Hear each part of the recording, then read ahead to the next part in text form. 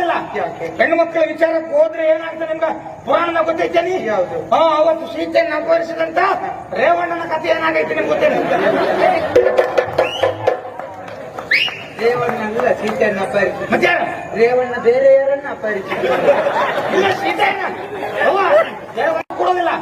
ಹೆಣ್ಣು ಮಕ್ಕಳ ವಿಚಾರಕ್ಕೆ ಹೋದ್ರೆ ಏನಾಗ್ತದೆ ನಿಮ್ಗ ಪುರಾಣದಾಗ ಗೊತ್ತೈತೇನಿ? ಯಾವುದು? ಅವತ್ತು ಸೀತೆಯನ್ನು ಅಪಹರಿಸಿದಂತ ರೇವಣ್ಣನ ಕಥೆ ಏನಾಗೈತಿ ನಿಮ್ಗೆ ಗೊತ್ತೇನು? ರೇವಣ್ಣ ಅಲ್ಲ ಸೀತೆಯನ್ನ ಅಪಹರಿಸಿ. ಮತ್ತೆ ರೇವಣ್ಣ ಬೇರೆ ಯಾರನ್ನ ಅಪಹರಿಸಿ?